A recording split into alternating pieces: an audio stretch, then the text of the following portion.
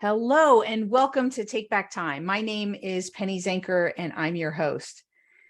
And I'm always looking to bring you interesting, diverse people. And, today is no exception.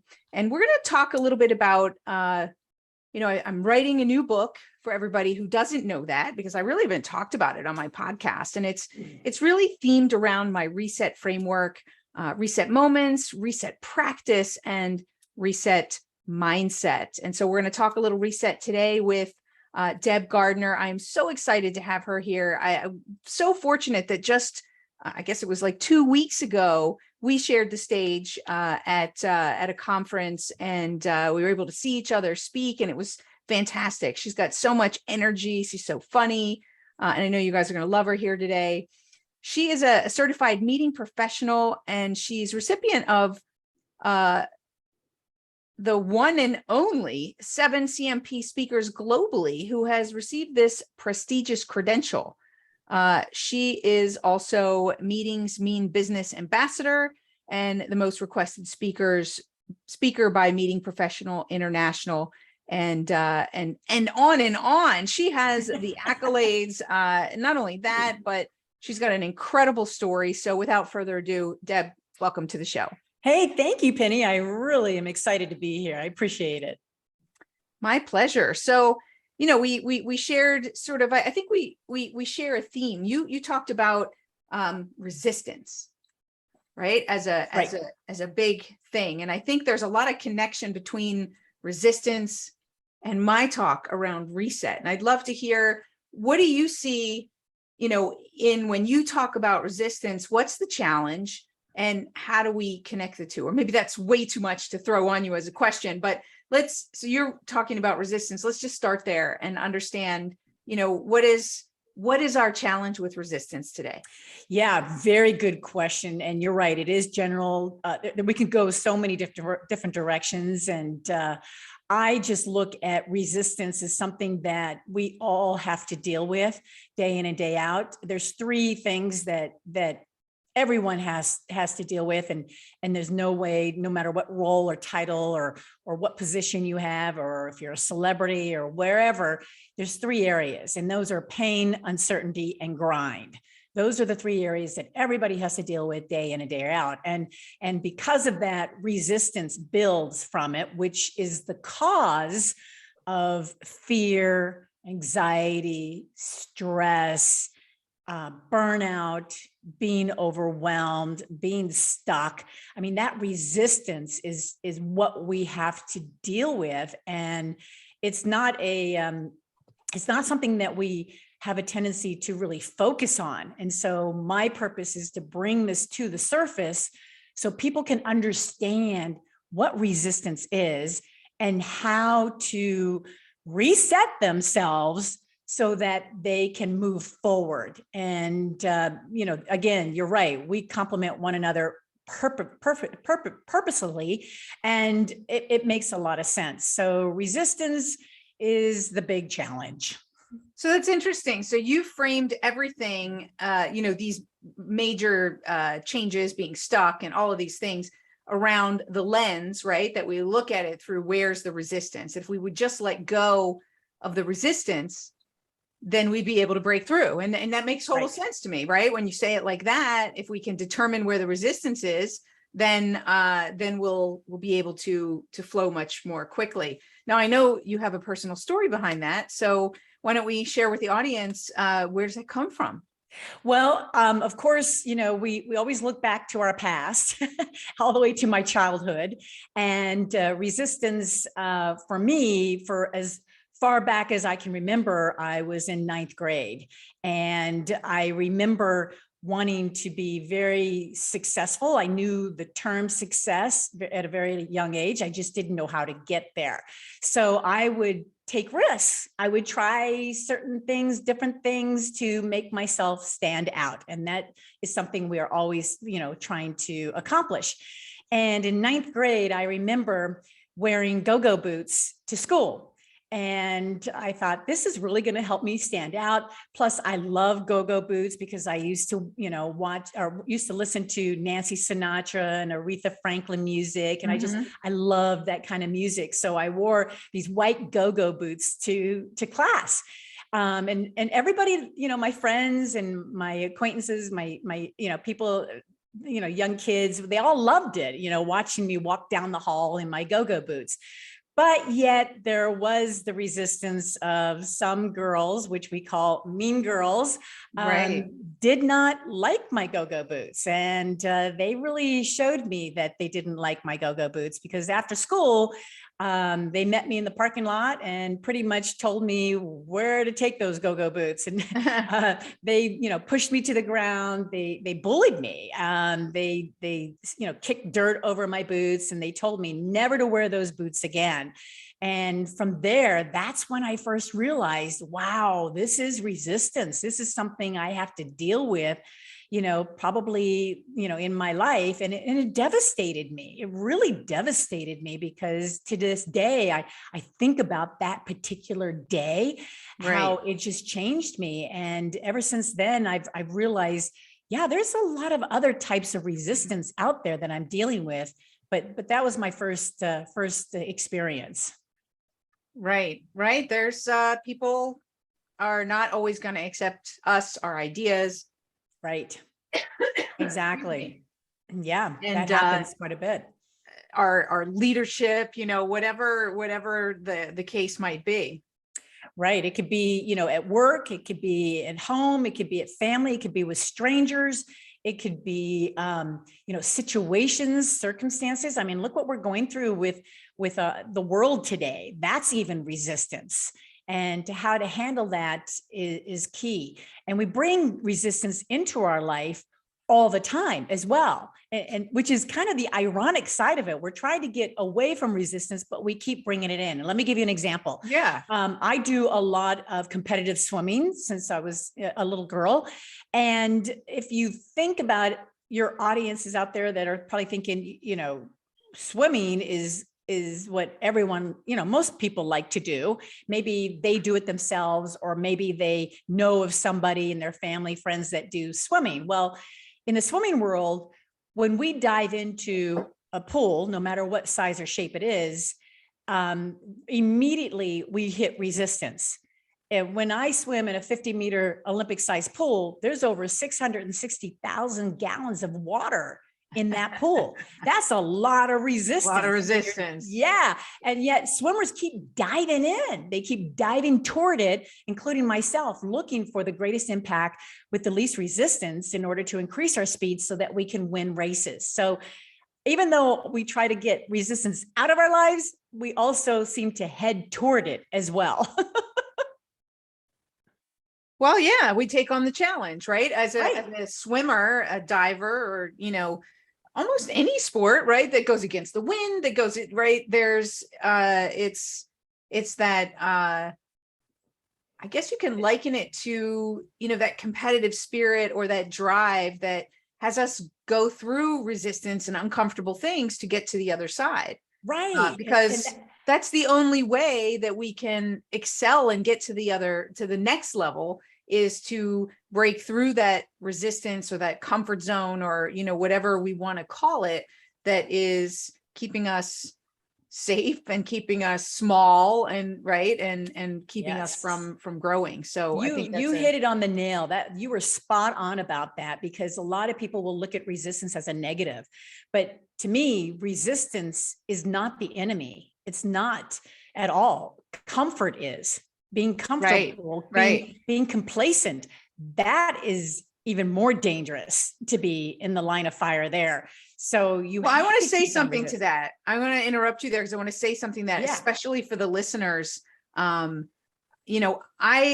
believe that complacency is actually one of our biggest threats for the future. Some people talking about, AI, that I think complacency is the absolute biggest threat to our future, to our innovation, because we've got so many things that are done for us, and we are so comfortable, we're so distracted.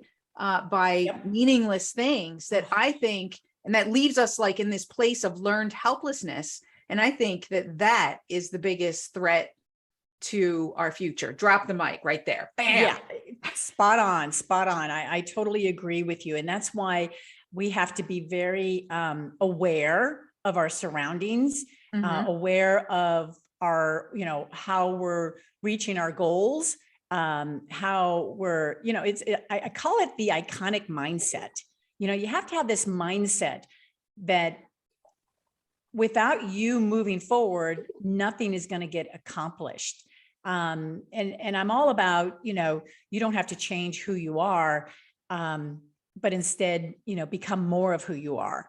I believe that. And how do you do that? Well, you have to take action. You have to really keep. So now we're in the moving. Reset part, right? This is the reset part. Absolutely. And the purpose of reset to me is all about clearing away any fears, any doubts about yourself, and bring in a system that works for you so that you can get to what is normal conditions for yourself and in more of a controlled manner. So resetting is so refreshing. It's a refreshing situation to where you can just have a clean slate, a clear mind, away from any type of distractions, and just say, I'm going to reset and move forward from there. There's people listening and they're like, well, that sounds all well and good, but how do I do that? Like, yes, I want to get past this fear and this anxiousness, but I can't, so what's a strategy that can help them when they're in that place of fear or not taking action, they're procrastinating? How do they do that? Good question. And again, this is why reset and resistance is so complementary with each other, is because from the professional side of swimming that I've done, I've been able to discover through firsthand experience of swimming that I've developed an exclusive process called the Streamline Method. And this method allows you to get unstuck. It allows you to conquer your fears. It allows you to not stress out as long as you follow that method. And it's only a 3-part method too. And doesn't need to be complex. You just need to do it. Not at all. Not at all. And that is what I call step, feedback, and respond. If you take the step to find out who you are as far as your authentic voice and your authentic self, you'll be able to take that first step. Now, a lot of times people will say, well, I'll plan, I'll think about it, then I'll plan again. Before you know it, they're not taking the first step. See, it's not they're so over much planning. Yeah. It's not so much about how to take that step because you're trying to plan. It's what allows you to take that step. And what allows you to take that step is where the motivation is. So you have to actually be motivated before taking action. A lot of people think it's the other way around. No, you have to be motivated. And the only way to motivate yourself is to really discover your core strength. Your core strength it's about knowing your worth. It's about your value area that's important. And once you know that core strength, you're going to be able to take that first step because you're going to be motivated. You're going to be more motivated to do that. Right. And then once you take that first step, of course, I could go more deeper into it, but once you take that first step with your core strength that you're going to feel more comfortable with, then it's a matter of asking people for help. Now, this is something that's very hard for women to do because we all want to fix it ourselves. We're the one that's always helping others. Sure. But if you actually get help or ask for help or ask for feedback, whatever that might look like, you're going to get different perspectives. You're going to get other brilliant minds to be involved instead of feeling like you're taking this journey by yourself. And the best part is when you get to respond to all of that. Once you gather all that information that allows you to move your goals forward or your journey forward, the respond part is about implementing it. It's about doing it. Right. So it's, besides just, step, feedback, respond, I have this, see it, be it, do it as another term as well. But that to me is the most simple way to take action, to move forward and to reset. Fantastic. So how did that come from swimming? Let me hear the background of that story. Well, yeah, each part of that comes from the swimming world. The Streamline Method actually is considered the fifth stroke. Streamlining is the fifth stroke of swimming. It used to be four. If any swimmers out there probably know the four, they're, butterfly, backstroke, breast, and free. But now we have a fifth called streamlining. And the streamline actually applies to all four of the other strokes as well. So when you see a swimmer get off the block, let's say the past Olympics, which is where it was really used and really introduced. Okay. When swimmers dive off the block, what they're doing is they are going to a certain depth under the water where they actually can find these air pockets that allow them to move faster, more efficient, more effective before they have to come up to the surface to actually swim the actual stroke. And because of that, they've been able to break their times. They're breaking records, a lot happier coaches. Right. Everybody wins. So that's where the Streamline Method comes from. So, and how do those steps fit into that? Or is that just the name that you're using, or do the steps actually fit into that as well? Yeah, it does. And it not only fits in the swimming world, but in the business life, your personal life, because the steps have to do with the core strength.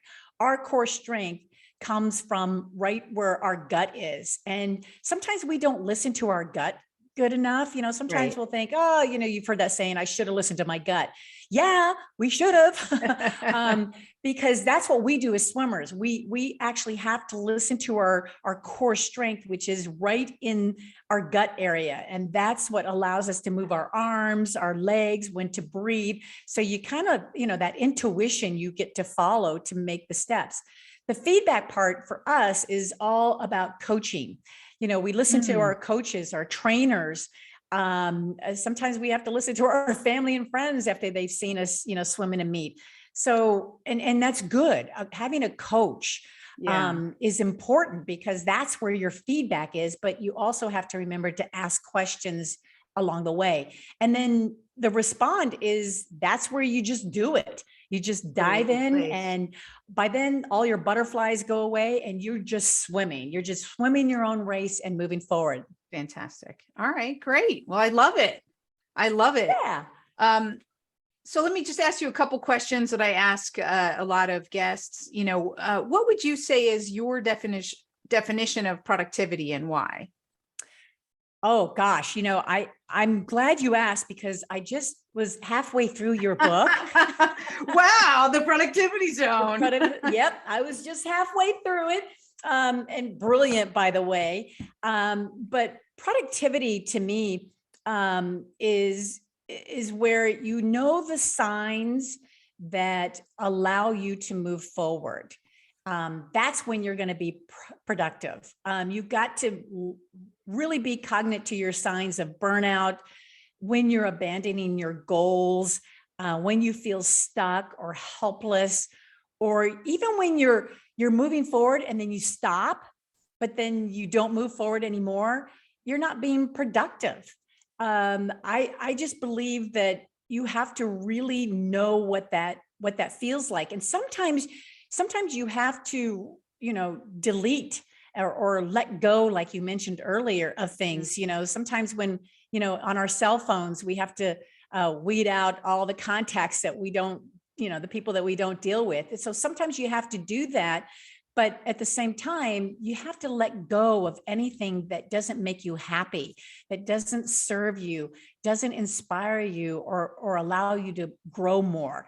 Yes, so because it takes up space. It creates resistance. Believe it or not, all of that stuff, that clutter, whatever the clutter may be, whether it's in your contacts or it's in your kitchen or, wherever, in your relationships, it all does create resistance and keeps you from moving forward. It does. And if you're going to be productive, you're going to know you were productive because it is a great feeling.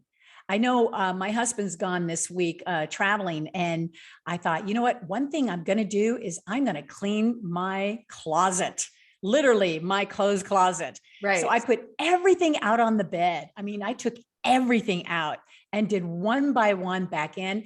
And I'm like, oh my gosh, this is so refreshing to know I can actually see, my shoes and my skirts and my blouses for a change. And it's such a wonderful, wonderful feeling, but you have to be focused to get it done.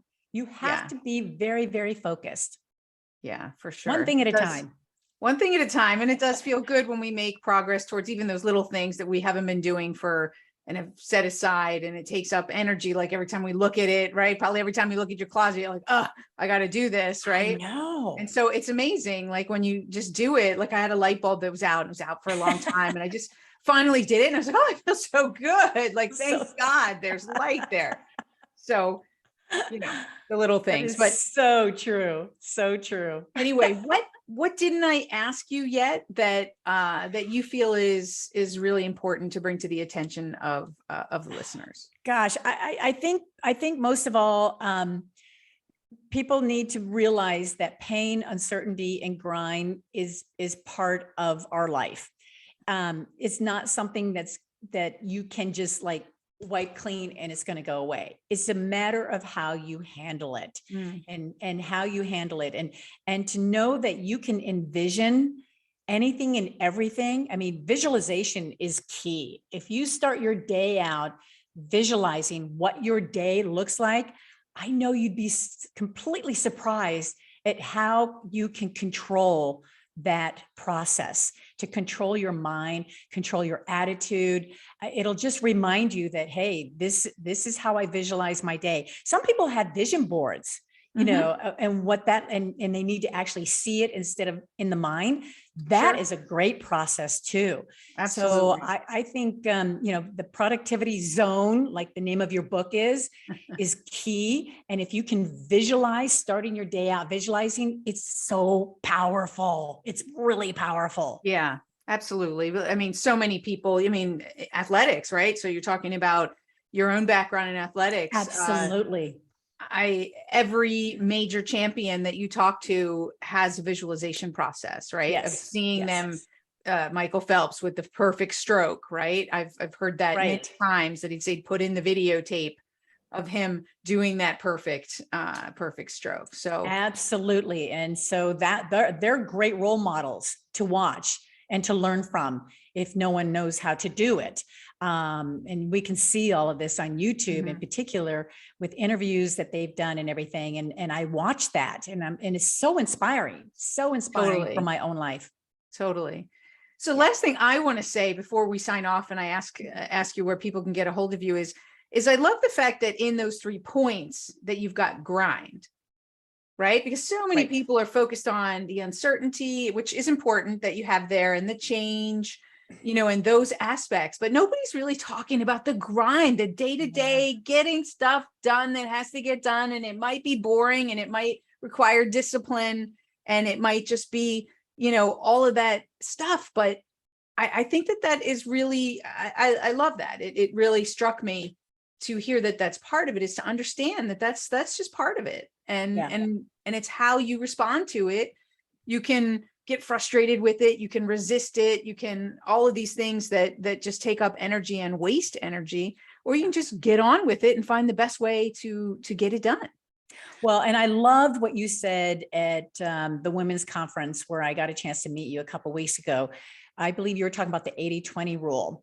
And what really resonated with me was, usually it's the 80% that you focus on, but yet you were saying, let's focus on the 20% and really, focus there. And I thought when you said that, I thought, oh, I feel so much more relaxed because I'm thinking, I'm always focused on the 80%. But really, if you focus on what's important to you on the 20% and go from there, you're going to get a lot more done than to be overwhelmed with the 80%. So I appreciated that. Oh, well, thank you. Definitely. I took a lot of notes during your session too. And a lot of these points that you're bringing across today, I know are super valuable for the listeners. So where do they find more information about you and, and your books and your work? Oh, thank you. I appreciate that. I would love very much to connect with your listeners and those that are watching today. I'm of course on every social media, burst right now and platform.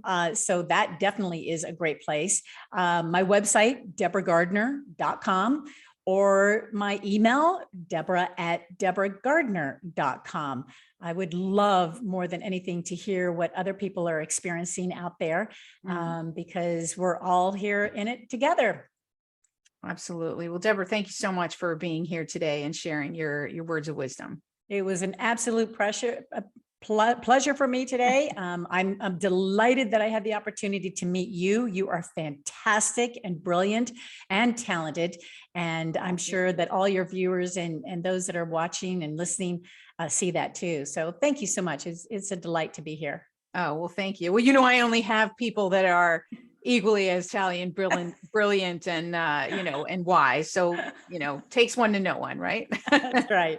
Well, in the pageant world that we talk about, it's all about helping each other adjust our crowns. And I love that saying because it just takes a little tweak, a little help somewhere between people, and you make a big difference in people's lives. Yeah, absolutely. Well, thank you so much.